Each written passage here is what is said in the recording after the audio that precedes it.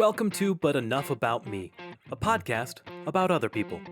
My name is Tyler Andrews. I'm a Nashville-based photographer, husband, and father. I'm trying to collect the stories of everyone around me, whether we're best friends or total strangers. I want to know what made you the person you are today. Welcome back to the podcast, guys. I cannot believe Christmas is almost here, and then the New Year's after that. This is nuts. I'm struggling. I don't know about you.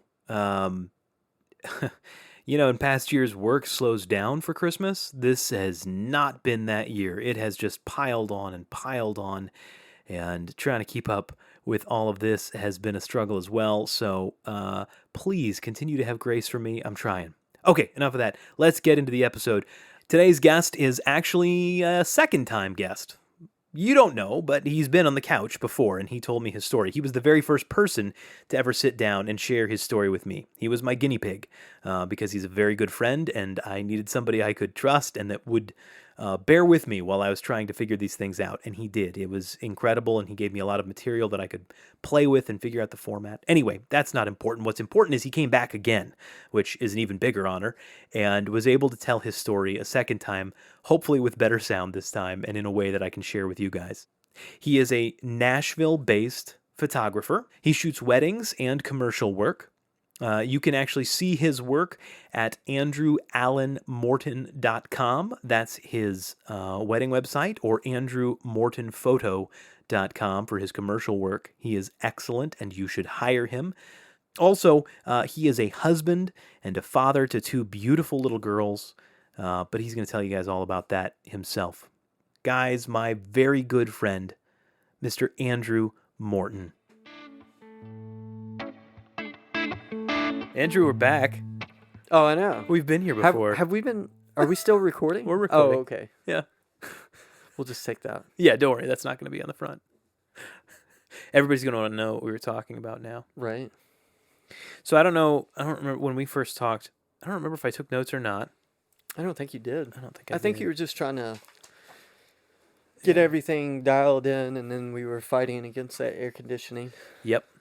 Yeah, I don't think I did. Yeah, because the first notes I have in here are for Crystal. But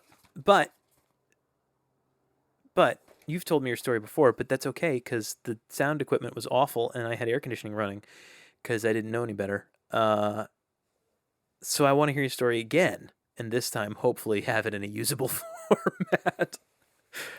We'll see how this turns out. Yeah. So, when were you born? I was born November 1st, 1986, Vanderbilt, Nashville, Tennessee. So we just had your birthday. We just passed your birthday. I'm 33.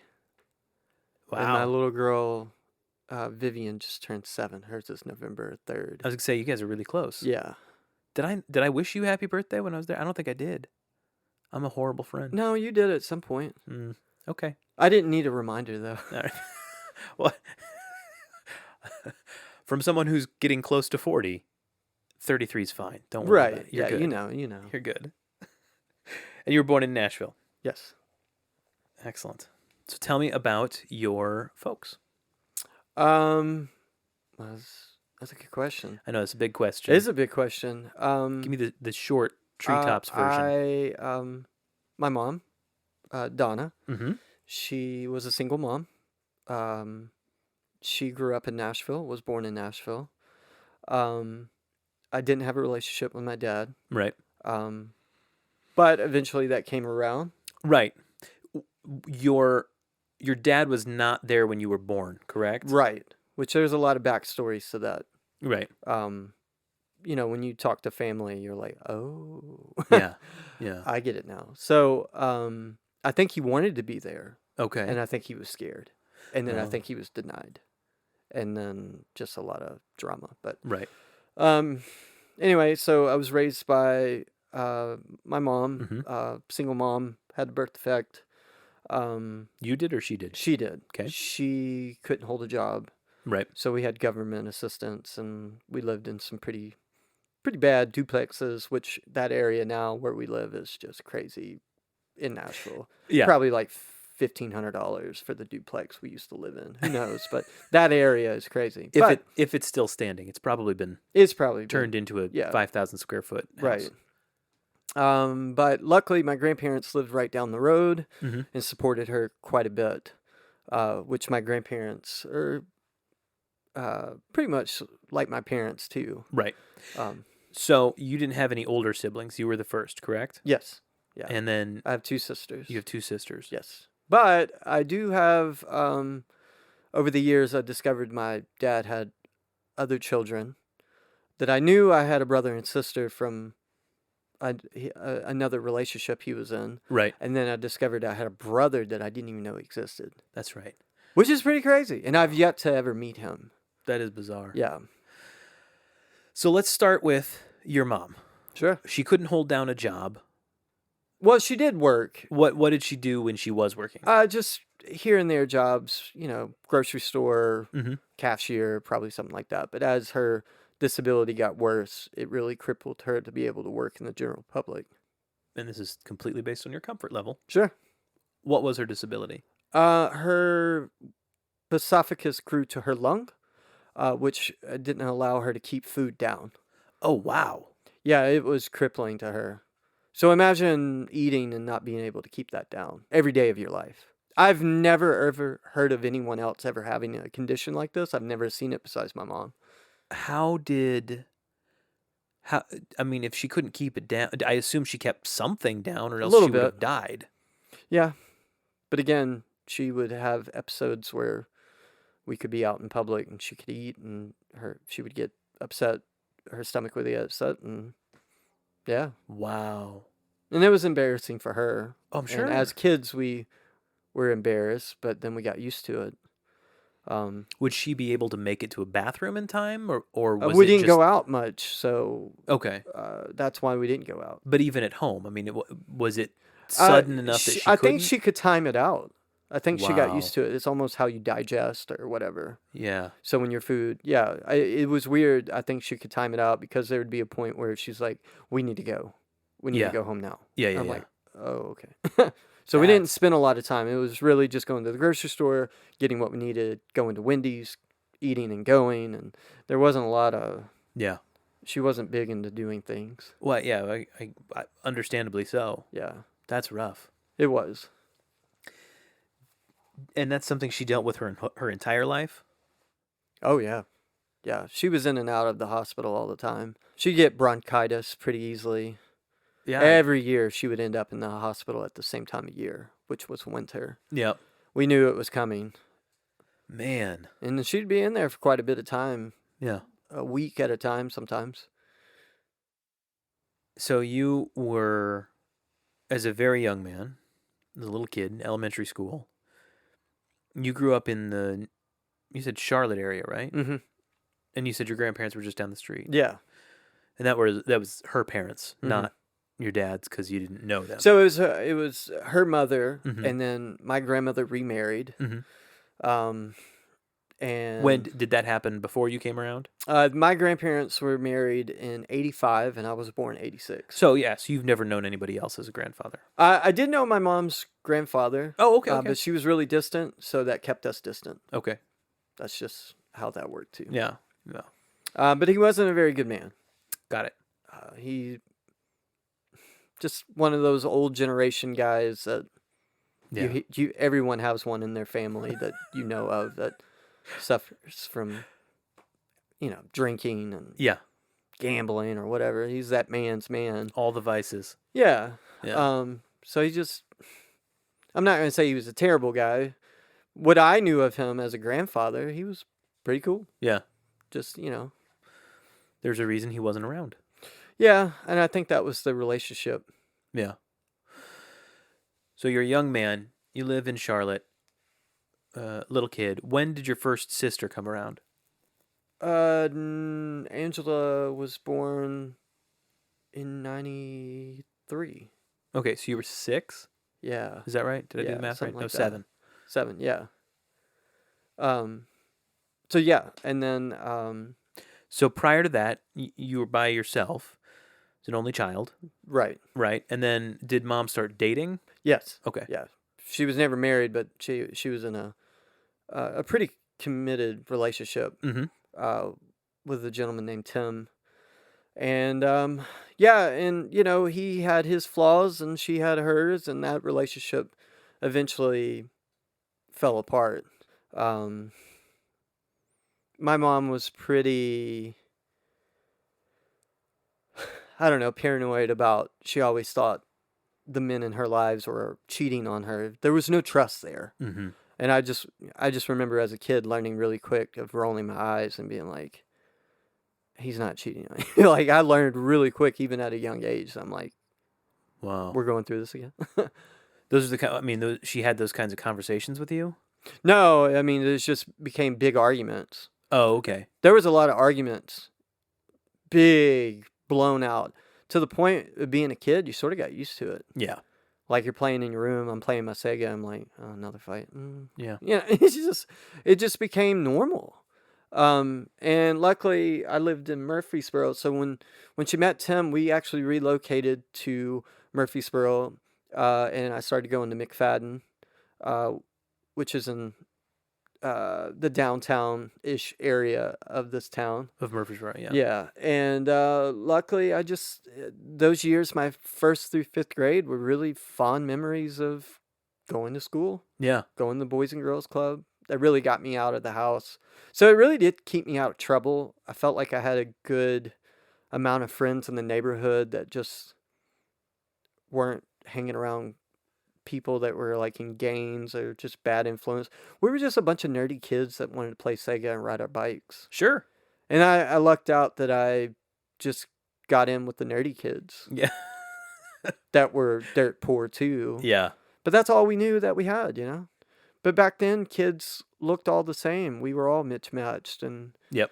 I mean, you knew who the rich kid was because his hair was combed a nice way.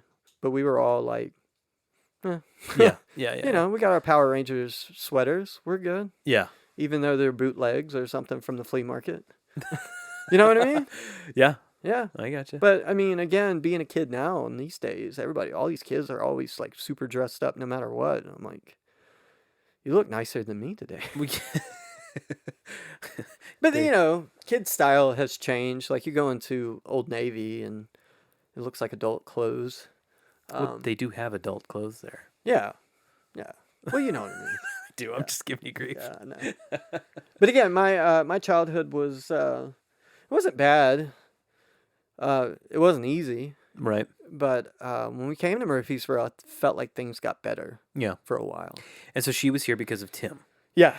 And you guys moved in with Tim? Mm-hmm. I know you started in you said a duplex. Mm-hmm. And then we moved to another duplex. Another duplex. Okay. We lived the people. I don't know if it was short term, like 6 months or something, but I felt like people were in and out behind us. Oh. It was a smaller type house built into the house. But again, I don't know. Every 6 months, maybe that was just a point where they found something else and they were able to move. But how long did that relationship last? I don't know. Maybe 8 to 10 years. Okay, so he was around while he was. Angela was born, and Emily through that, and Emily. Yeah. Okay. And she was born in 95, 96. Yeah, 96. I remember that year. We were watching Lion King like crazy. Yeah. Finally came out on VHS. Yes. That was a good movie. Yep. Still is a really good movie. So Tim was around, and he was presumably a pretty good stepdad? He was good. I think he struggled. I guess not stepdad. Boyfriend? Yeah, but he was still a stepdad. Sure. I think he struggled. I think it's hard being a dad. I have a new respect for him. I think he had a short temper. He wasn't like abusive, but I just don't think he knew how to deal with children. Yeah. But again, I think he was dealing a lot with my mom. Yeah. And that just causes issues. I think life stress, like being a dad now, I'm like, I get it. No wonder I don't have any patience with my kids today. Yeah. Becoming a parent gave me so much more grace from my parents. Yeah. It's hard to put into words. I think that's where forgiveness comes from now for me. Yeah. I'm like, oh, you were a butt because you were just stressed. I get it, man. I'm sorry. I'm sorry I was that 7-year-old that just didn't shut up. Yes. And I'm Yeah. sure that's what it was. I mean, coming with my daughter, Vivian has a lot of energy. I mean, the girl could run marathons. She has a personality. She needs a lot of attention. She doesn't need me to buy her stuff. She needs me to sit with her or play with her. Play with me, Dad. Play with me, Dad. If I couldn't tell you how many times I've heard her say that. I've never once heard her ask me to buy her something That's interesting. besides for her birthday. Sure. But for the most part, play with me, Dad. Be Right. with me, Dad.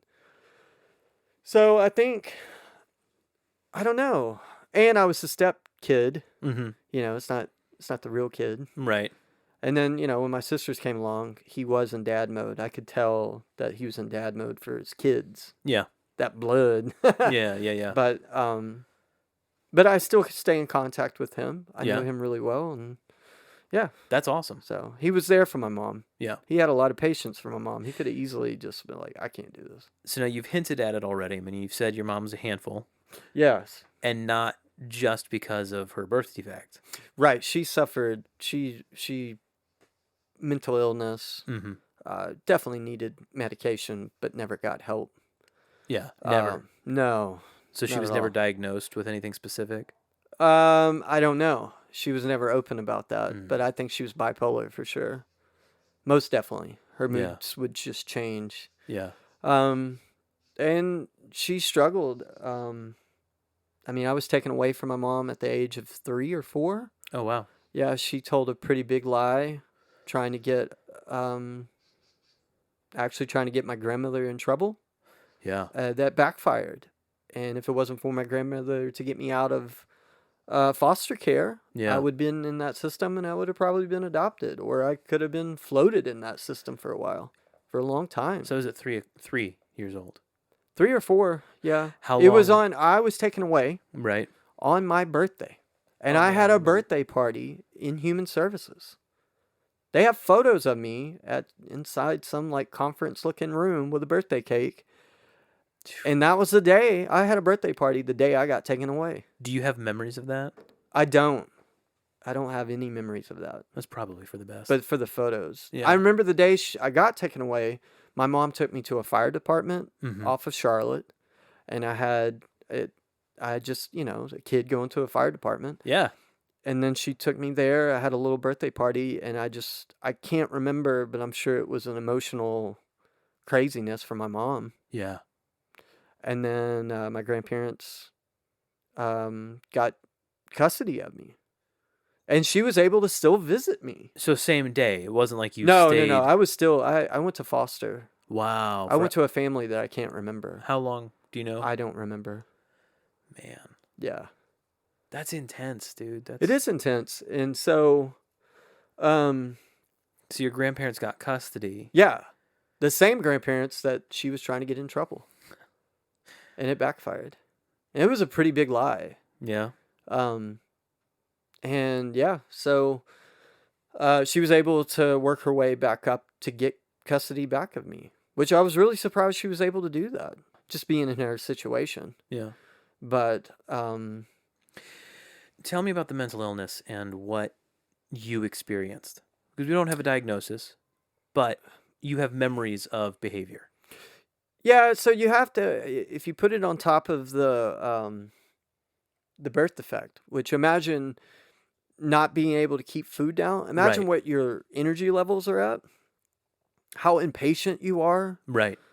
your depression level. I'm sure my mom went through so much depression. I wouldn't be surprised if she had some serious nutrient deficiencies Oh, yeah. growing up She did. that permanently affected brain chemistry and everything else. Oh, yeah. Again, just super paranoid, Yeah. really sheltering, almost to the point where you didn't feel like she wanted you to grow up. Mhm. You know, she was abusive. Physically? Yeah. Hmm. Yeah.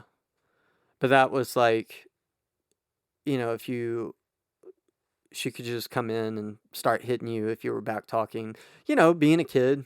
Right. You know, if I really thought about the ways that, you know, Vivian back talks me as a kid, just running up to her and just hitting her. Right. That's what my mom would do. Yeah.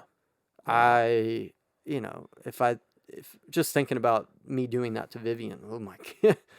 Yeah. Vivian feels safe with me. Right. I know my kids feel safe with me when we're sitting at the table and my 3-year-old just looks at me and goes, "I love you, Dad.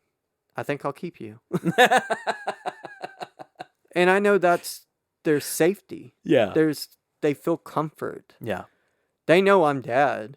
Sure. But at the same time, just her looking at me, just really chill and being like, "I love you, Dad." Yeah. And that's really it. And going back to eating, not really going in why she loves me, or you're like, you feel really safe. Like, you're comfortable. I didn't have that comfort level growing up. I was on edge. I was always like walking on eggshells. And then I learned how to approach my mom at a young age. I knew when to shut up. I knew how to talk to her if I wanted to go to a friend's house. It was almost like I had to put it in her mind. Or have that friend's mom call. Yeah. And be like, "Oh, you should let Andrew spend a night, if you need to." And she'd be like, "Oh, okay." Do you think your friends knew, or did their parents know what your mom Well, was I like? only had one good friend growing up. And yeah, his mom was really mindful. Hmm. And again, there comes another, almost like a mom type influence was my good friend Donald's mom. Yeah. That lived. So we eventually moved to outside of Nashville. That was after Tim? Yeah, and Okay. she met another gentleman. Okay. Which she actually married. Oh. Named Steve. Steve lives in West Nashville now, and I still try to keep up with him as much as I can. But again, he was a different type of guy. He served in Vietnam. He was a lot older than my mom. He was sort of hippie-ish. He would call me brother man. "Hey, brother man." He smoked cheap cigarettes. Yeah. Always had some sort of Coca-Cola in his hand and smoked like a freight train. His suggestions of dealing with my mom, he's like, "You just gotta be cool about it." He was real mellow. Yeah. All sort of like a Matthew McConaughey type. I always thought he was interesting. But we moved to a little bitty trailer, and it didn't have central heating and air after a while. And you were out, right? I mean, like, this was outside of town a ways, wasn't it? Yeah. So it was outside of Ashland City. Oh, okay. Yeah. So back north, Dixon County. northwest. So we wasn't too far from Nashville, but we were still out there. Yeah. So that relocated me. My 5th grade. So that was traumatizing, having to find new friends and coming in looking dirt poor and kids bullying you. Wow. I mean, Ashland City's not exactly a wealthy Well, community. we didn't live in Ashland City, so we actually lived in Charlotte. Oh, okay. Which is in like the center of Dixon County. Okay. But you would cut through Ashland City to get there. Is it more affluent than Ashland City? Oh, no. I mean, it was... So I just mean that by comparison, if you stood out as poor in a community that Right. Well, most people would associate with being poor. Yeah. Yeah, it was definitely a poor town too. Yeah. But again, kids are just mean. That's a fact. But I met my friend Donald. He was like one of the first kids I met in school, and we just clicked. We just had a lot in common, and his family sort of pulled me in, and I just got really lucky. So he grew up. All of his like his grandfather, his father, his uncles. They were all first responders. Oh, wow. So I was around men, like really, really good men that served their community and loved it. Even though it was a volunteer fire department, they took it extremely serious. To watch men volunteer to save lives is inspiring. Yeah. Even at a young age, they're like, almost like, oh my goodness. And pretty different from what you'd experienced prior to that. Yeah. So again, there's that little influence that you don't know. Yeah. But it still impacted my life of being around men like that. And that is actually what sort of sparked my interest in photography. Okay. So I met a photographer named Tamara Reynolds Okay. that's based in Nashville. She actually, after 9/11, came out and did a segment or did a photo series on fire departments, firefighters. And she came out and photographed their fire hall. Sure. And I just remember seeing those images and was like, oh my goodness, Yeah. this is really cool. And I was always inspired by Steven Spielberg. You know, growing up, we watched a lot of movies. Mm-hmm. And I was just, that was my escape from my mom Sure. is movies. And I had a next door neighbor that was probably in debt to all the VHSs they owned. I mean, you came in and it looked like a library. Yeah. And, there was no, she didn't care what you grabbed. Oh, there's Con Air over there. Oh, okay, yeah. Let's get Con Air and Face Off and Schindler's List is on there. I saw a lot of bad movies and I saw a lot of good movies. Sure. And luckily I was like, okay, these are the good movies. And, Yeah. Nicolas Cage, okay. But The Rock, you had that with Sean Connery and you're like, this is pretty cool. Anyway, we're back to... So you got... I was always blown away by movies, and then my grandmother would buy me instant cameras. So Kodak actually had a black and white. Yeah. But it could be developed in C41. C41, yeah. And I would use it even though there was no like lenses or anything. Right. I would walk around with this like black and white sepia camera and disposable. Yeah, and really try to take good photos. And I still have these images. How old were you at that point? I was in... So I was in fifth and probably sixth grade? 8th grade. Okay. Really passionate about photography. Wow. Yeah. I didn't realize it caught that early for you. Oh, yeah. Yeah, I loved... But I didn't know that... I looked at photography as fun, not money. Yeah. I didn't know you could make a career of it. I just didn't really think, oh, this is what I'm going to do. You can't make a career out of it. Right? Sorry. Yeah. Spoiler alert. Let's not get started on that.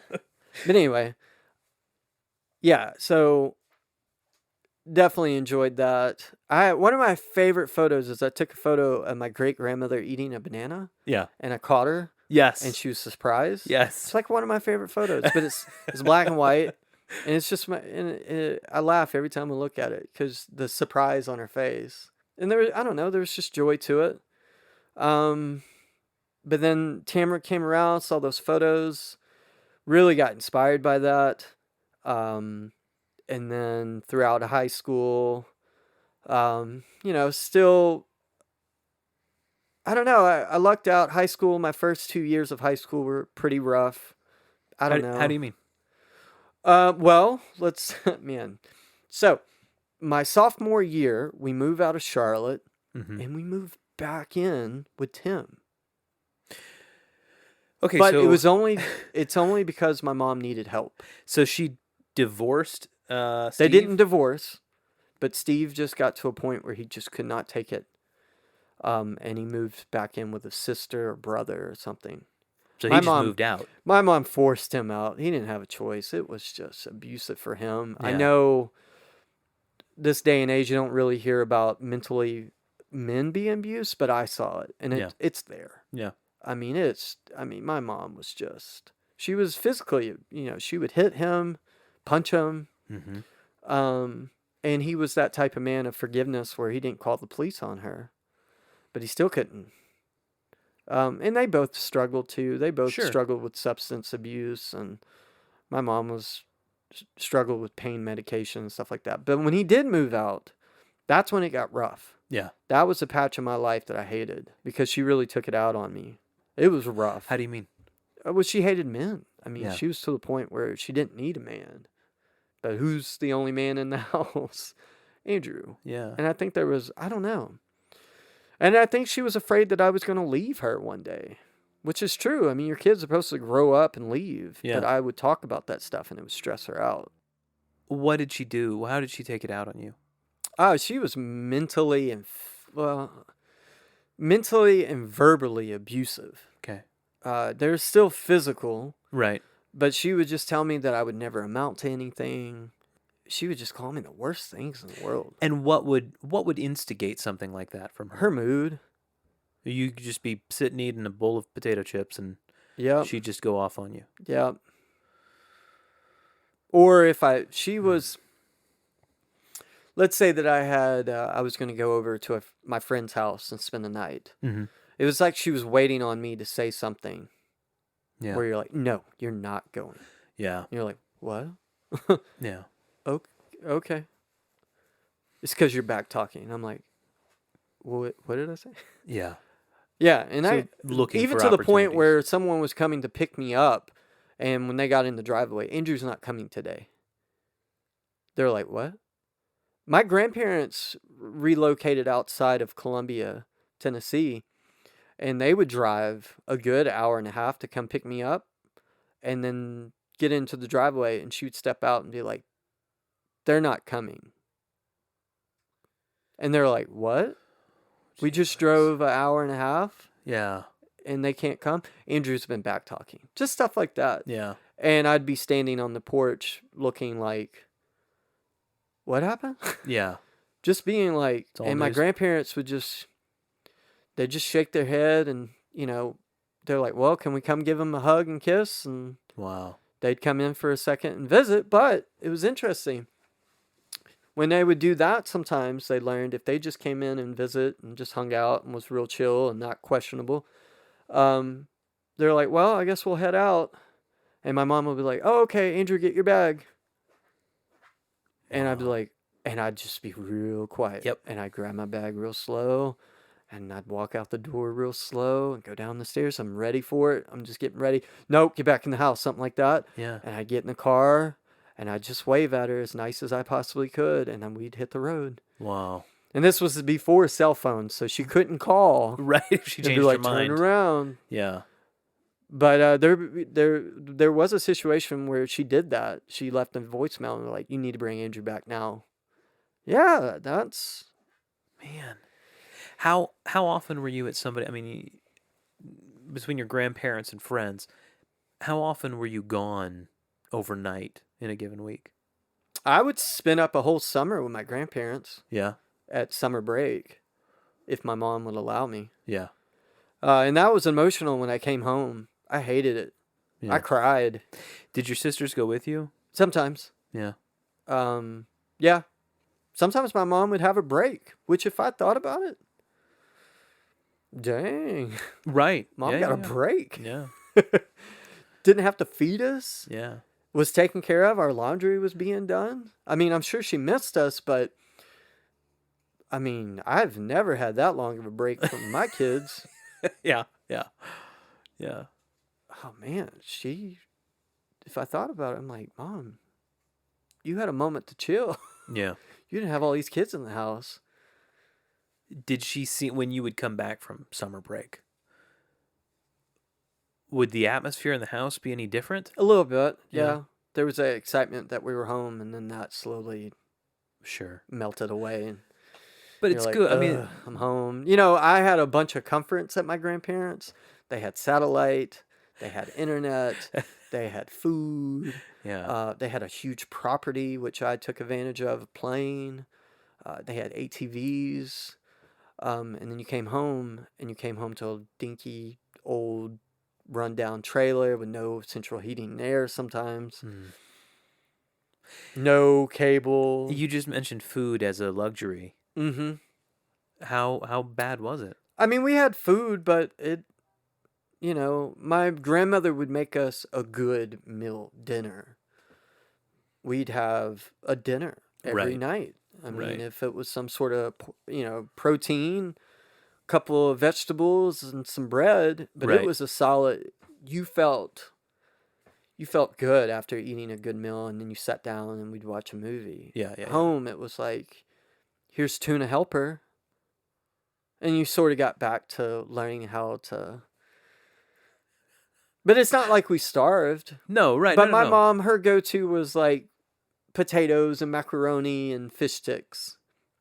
You know, I do and a love lot fish of people, sticks. a lot of kids grew up that way. Yeah. I didn't know anything better than fish sticks. Yeah. I mean, there was a few periods where we were like, oh, dang, we don't have anything in the house. Yeah.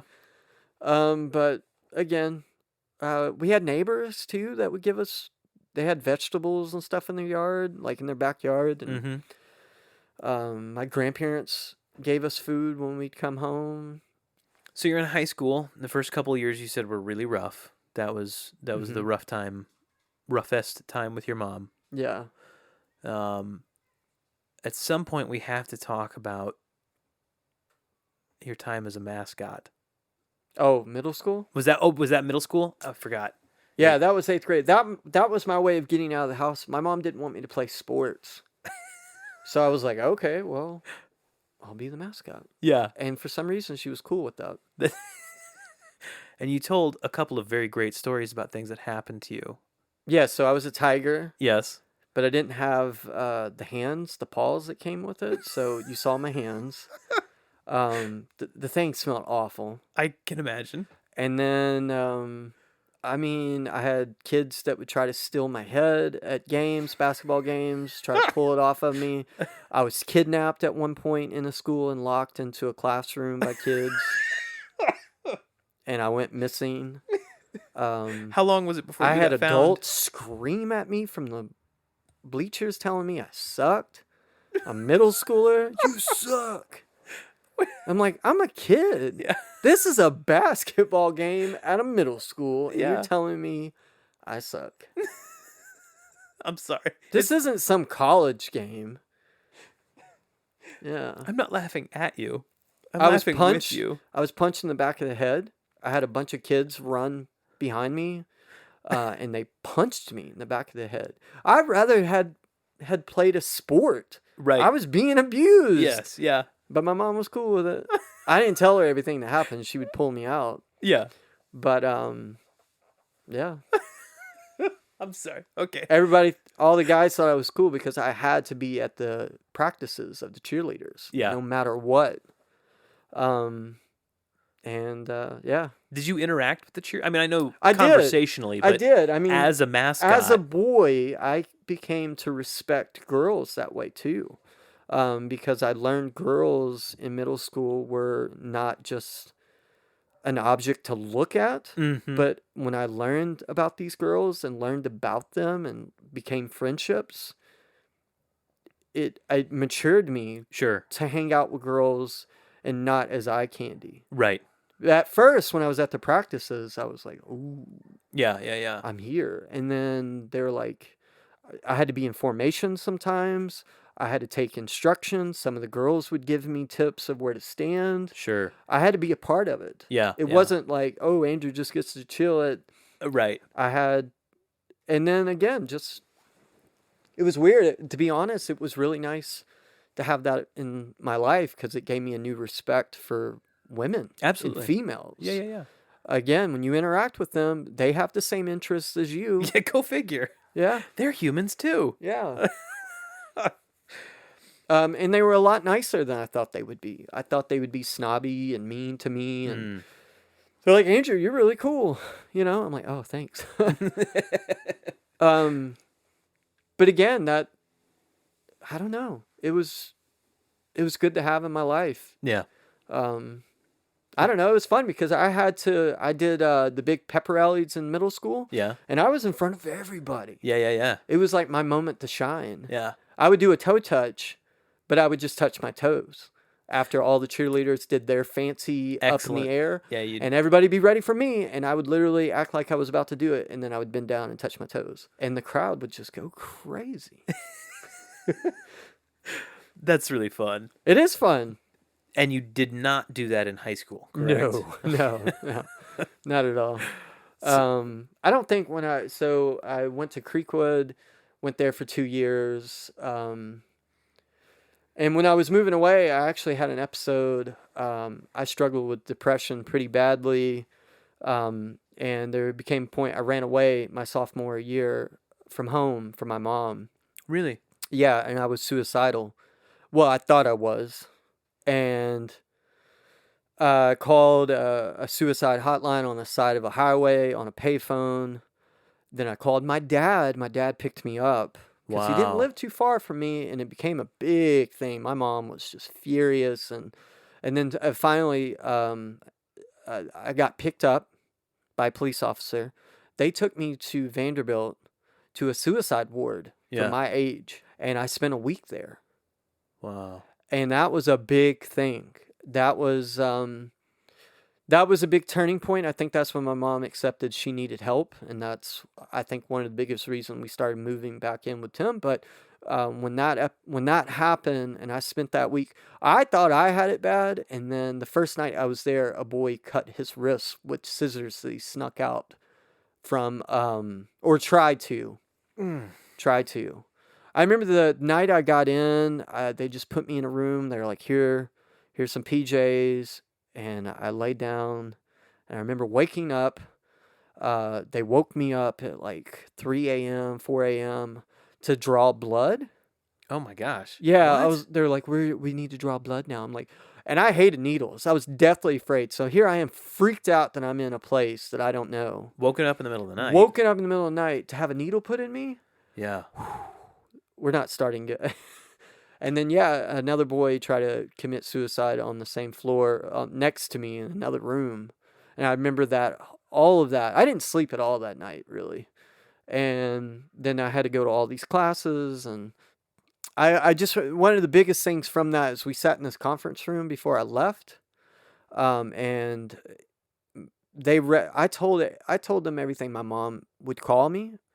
And they're like, mm-hmm. And they were taking their notes like you're taking your notes over there. And then I remember we sat down. My mom was on the other side of the room. And then they were like, Miss Morton, how would you feel if I called you this? Yeah. I mean, my face just turned red. She was hearing everything. And he was reading it out. Just, reading it out to her. How would you feel if I called you this? And my mom I could tell that she was just getting smaller and smaller. And I was like, wow. And after that, I think we moved back into Tim just for support. Yeah. She was just not doing well. And then I moved to a new high school. And that was pretty rough at first. Again, I had to make friends and stuff like that. But again, as time went, I started making good friends. I swear my junior year was good. My senior year was great. Yeah. It was just amazing. I had a job. Yeah. I still fought with my mom. She was still but again, I had a job. Yep. I was making money. My grandparents helped me find a car, a 95 Ford Taurus. Yes. Green. Yes. The same car that Conan O'Brien had. I didn't know that at the time, but he owned that exact model. He has a segment of him taking that car to a Ferrari show. Really? Yeah, and parking it. To show it off? Standing in front of it. And that was his car, like, trying to make it when he was in L.A. That's awesome. It only went up to 85 miles an hour. But it was a good car. It's still, to this day, my favorite car that I ever had. Isn't that funny how that works? Yeah, it was a comfortable car. It was a family car. So I had a job. I worked at a Piggly Wiggly. Senior year was good. I think that was the year. I went throughout all of high school without a cell phone. And I think I really am fortunate that my senior class, we didn't have cell phones to be on. What year was this? I graduated 06. So it would have been 05, 06? Yeah. All right. We had, some people had Nokias. Yeah. But there was no distractions. I felt like as a senior class, it was a small class, and we were all we communicated together. Right. I don't know what that's like now. But if I really think about it, I'm really fortunate in my childhood because I think the type of person I am, I think I would struggle if I had that much technology on top of me. Oh, it's easy to escape to. Yeah. And if you had a place to escape, you would have. It makes me wonder what kids, they have the ability to get these devices. I mean, you can get an Amazon tablet for nothing now. Right. For like less than $50. Yeah. So I feel like these kids that are going through what I went through. Yeah. I don't know. But yeah, senior year, led into, working, summer, graduated, and then I met Linda sort of soon after, 2 years after graduating. And you kept working at the Piggly Wiggly, correct? Yeah. And then I got a job at Kroger. Right. And I was a butcher. Yep. Making good money. And then I got into the photo industry. So I still had that interest in photography. How'd you get back into photography? When I was in high school, I bought a Canon AE1 film camera. Okay. And so I was always taking photos. Okay. Trying to take photos of bands or whatever. Yep. I thought I wanted to be a musician, and I knew I wasn't going to make money, so that's when it sparked on me. And then my high school teacher told me, you should reach out to photographers, but that didn't really sink in till after I graduated, a few years after I graduated. Sure. Where I'm like, oh, maybe I should. The first person I ever reached out to was Michael Gomez. Nice. And then when he invited me, I met him, but at the same time, I met him and David Bean at the original Studio Daylight. Yeah, up in on 8th Avenue. Yeah. So yeah, I was really fortunate. Michael had a different approach to photography in life, which I needed. Yeah. He was very blunt. And I think I needed that. I was just soft-spoken, and he was like, listen, man. That type approach. Yeah, it sounds like him. And I was like, I needed that. Somebody could have easily taken advantage of me, probably. I would have worked for free and not really known, but Michael would be like, listen, you're going to work for free, but I'll pay you eventually, or you can use the studio, whatever you want. And I'm like, I'll use the studio. Yeah. And so he's like, well, you better clean it. That was like, I don't know. It really helped me to learn a respect in the photo industry. Sure. Then I got married, 2008. I've been married for 10 years to Linda. Go back to Linda.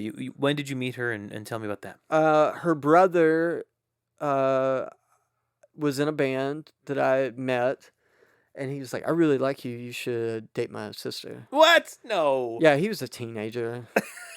And I was like, well, did she have a boyfriend? He's like, nah, I don't think so. I was like, oh, okay. So he's like, we're playing a show at Salt and Pepper, which is here in Murfreesboro. Okay. Where it used to be next to the old movie theater. Yes. Yeah. Was that a Christian bookstore? Is yeah, that what that was? Yeah. Anyway, he's like, yeah, my sister and parents are going to be there. I was like, cool. So here you got a guy that has a Goodwill looking style, had these awful looking shoes that I made in high school. They were spray painted. And so I came over bouncing. My father-in-law said, yeah, you looked like Tigger just bouncing up, And I come over and I was like, hey, how are you? I'm Andrew. Maybe we should go out for coffee sometime. Wow.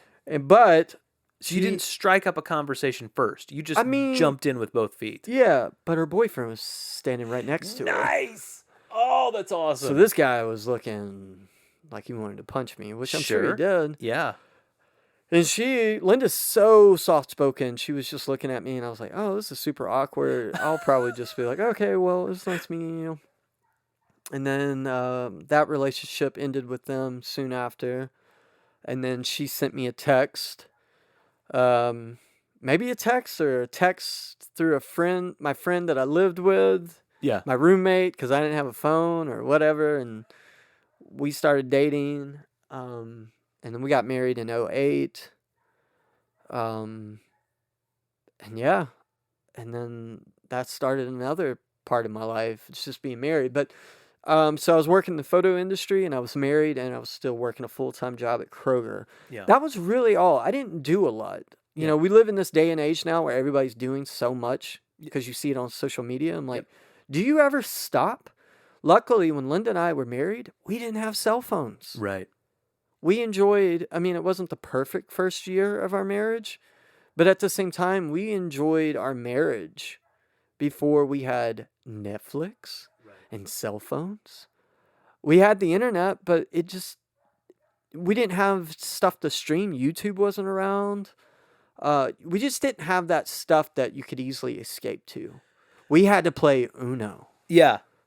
We didn't do a lot of things, too, because we didn't have money. Yeah.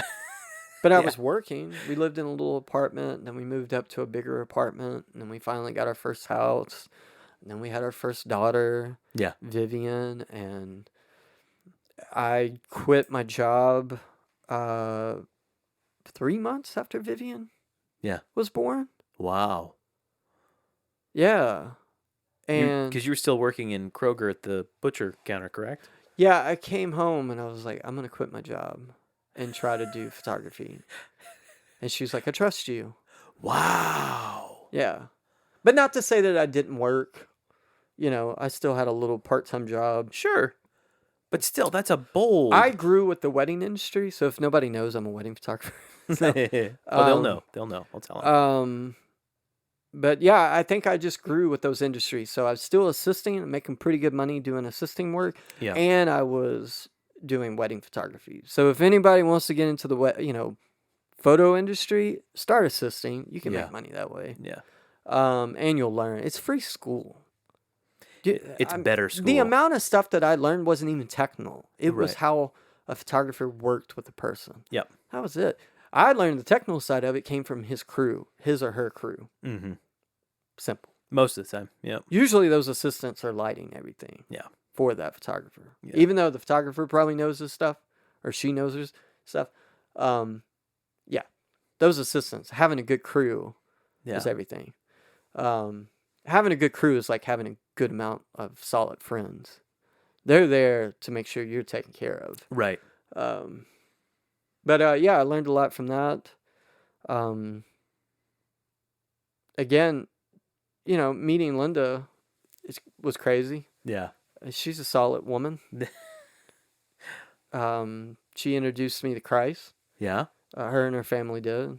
I don't know. I wish I was more like Linda. We're complete opposites. We're both creative, but we're opposites. Yeah. So, anyway, what was your question? Nothing. Keep talking. Oh, sorry. No.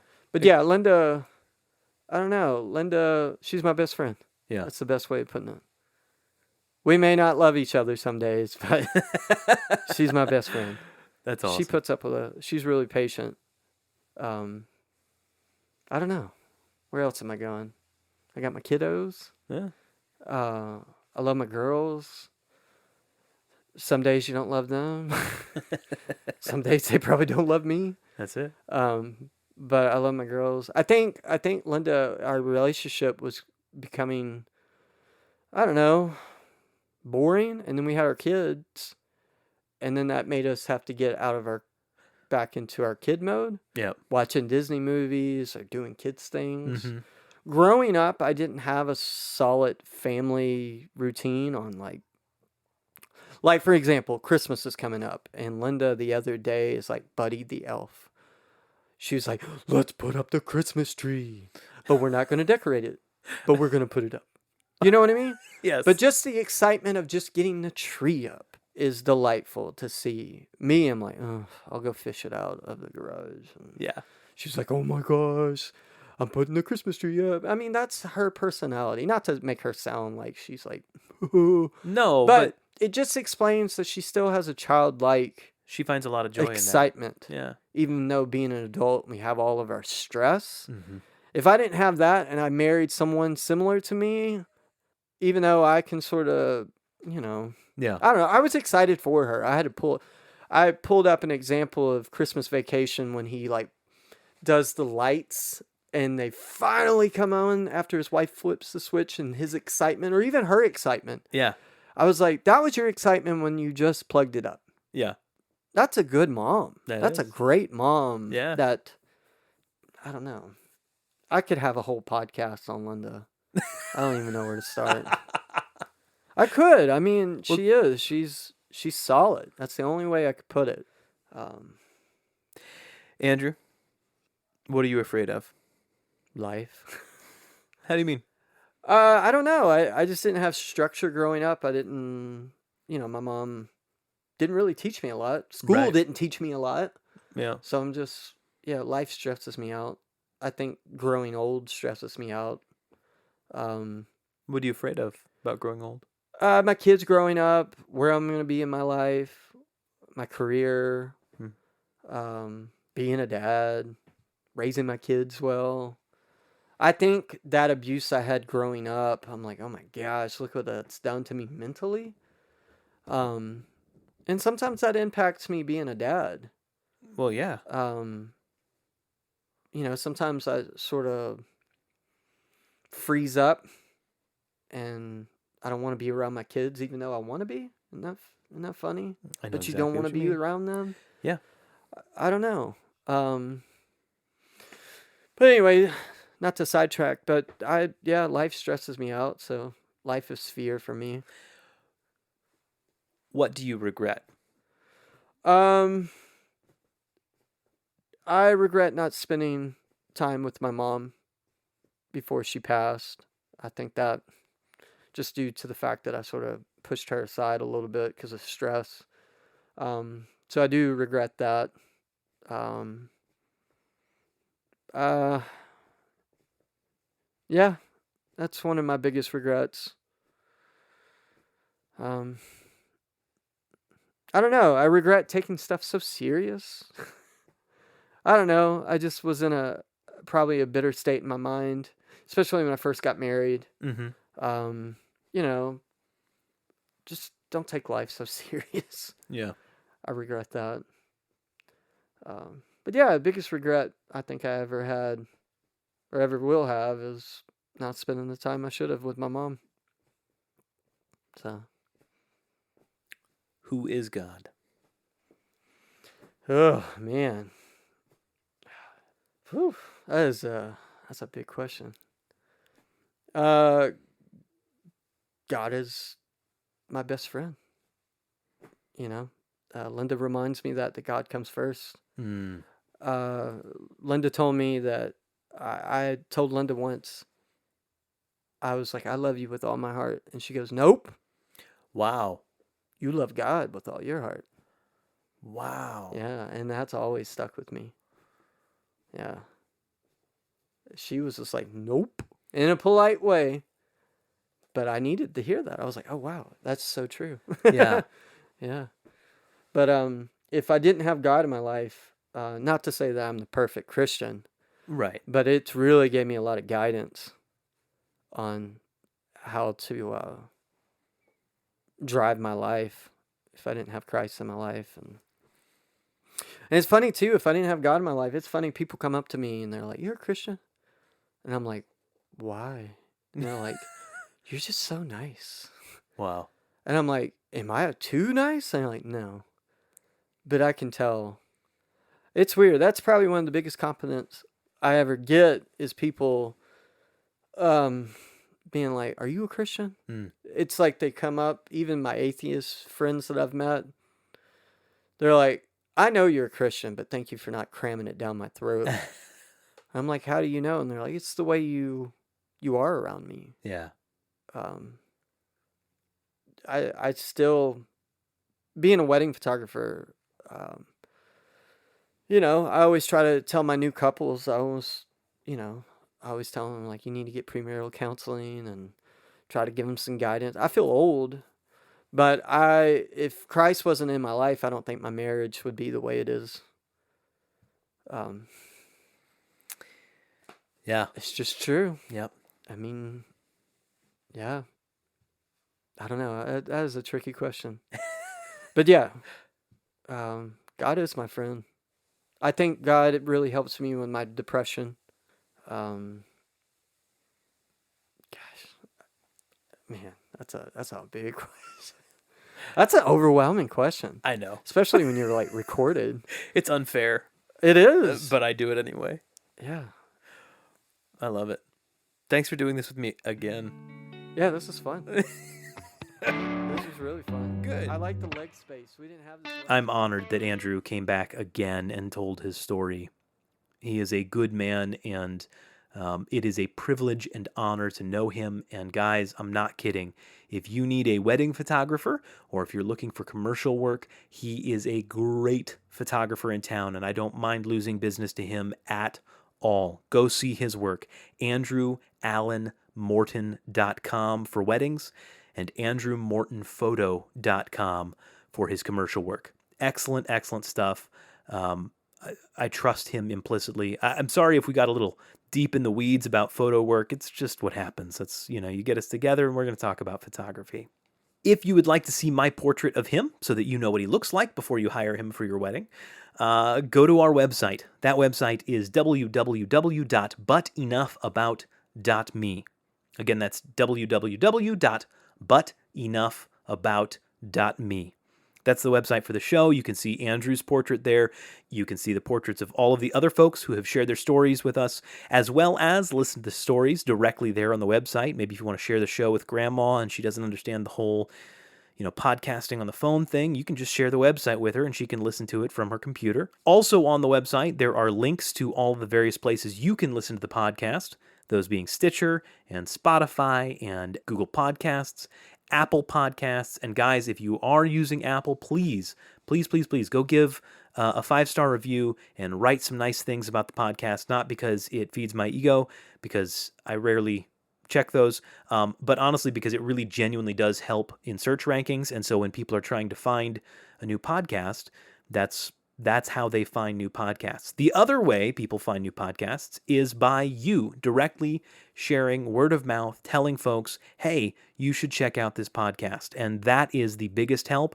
Man, that has happened so much recently, and I am honored. Oh my gosh, I keep getting so many emails. I'm literally overwhelmed with correspondence from folks, especially piled on top of all the other work that I've got to do and all that. I apologize. If I owe you an email or a response, I'm going to do it. I promise. I haven't forgotten about you. I'm just trying to keep afloat here. Also on the website, you can connect with the other folks that helped make this show happen, those being Mr. Casey Jones, who did all of our graphic design work, and Mr. Jace Hackman, who does the bumper music. You can find links to both of their websites down toward the bottom of ours. If you'd like to connect on social media, you can do that as well through the website, or just head on over to Instagram or Facebook. Both of those are But Enough About Me Podcast. So /But Enough About Me Podcast. That's it for me. I have got to get out of here and go get some more work done. I hope you guys have a wonderful Christmas and Hanukkah and every other holiday you might be celebrating right now. I will talk to you again before the end of the year. And a quick reminder, you're going to be seeing a bunch of family and friends in the next couple of weeks. Get one of them a glass of whiskey or some eggnog. Sit down with someone and ask them to tell you their story. My name is Tyler Andrews, but enough about me.